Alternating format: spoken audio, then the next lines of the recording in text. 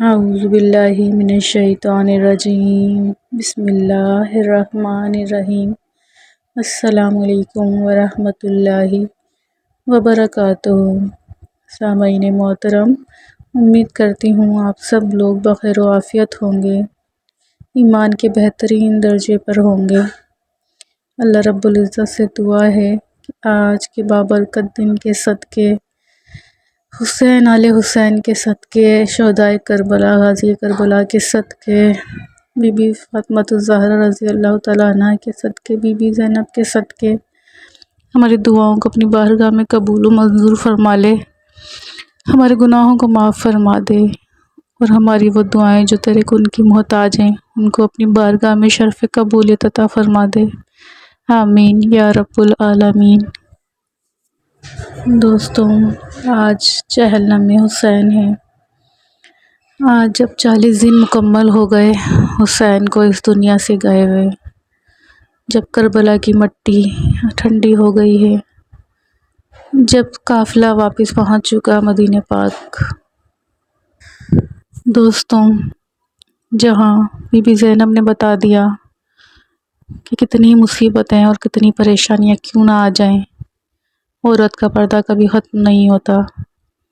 کتنے غم کے پہاڑ ٹوٹ جائیں پردہ کبھی نہیں چھوٹتا۔ جہاں حسین آل حسین نے بتا دیا ایک مومن کا سر کٹ تو سکتا ہے لیکن کبھی باطل کے آگے جھک نہیں سکتا، جہاں انہوں نے اپنے پورے گھرانے کی قربانی دے کے ثابت کر دیا کہ محمد کی امت، ان کے نانا کی امت ہمیشہ قائم و دائم رہے گی، اور یہ سبق دے دیا کہ باطل کے آگے سر کٹ جائے لیکن جھکنا نہیں چاہیے۔ دوستوں، آج کے دن کے کچھ اعمال جو ہمیں ضرور اپنی زندگی میں شامل کرنے چاہیے اور ضرور آج کے دن اس پہ عمل کرنا چاہیے، یہ کسی احادیث سے ثابت نہیں، یہ صرف اور صرف ہمارے اپنے دل کی بات ہے کہ ہمیں 2 نفل پڑھ کے محمد اور آل محمد کو ہدیہ کرنا چاہیے، حسین اور آل حسین کو ہدیہ کرنا چاہیے کہ انہوں نے ہمارے لیے اتنی قربانیاں دی ہیں۔ استغفار کی تسبیح، درود پاک کی تسبیح پڑھ کر، کلمہ شریف کی تسبیح پڑھ کر انہیں صدقہ و خیرات کر کے ثواب پہنچانا چاہیے، جتنا ہم اپنے طور سے ان کے شکریہ کے طور پہ کہ ہم ان کا شکریہ ادا کرتے ہیں کہ انہوں نے ہم گناہ گاروں کے لیے اپنے خاندان کی قربانی دی ہے۔ ہم جیسے لوگوں کے لیے ایک دفعہ اپنے آپ کو وہاں رکھ کے سوچئے کہ ہم اپنے اولاد کو یا اپنے خاندانوں کو بھی قربان کر سکتے ہیں کسی دوسرے کے لیے، اور ہم تو تھے بھی نہیں، ہمارا تو وجود بھی نہیں تھا، پھر بھی حسین آل حسین نے ہمارے لیے اپنی گردنیں کٹوا دیں، گھر لٹوا دیے،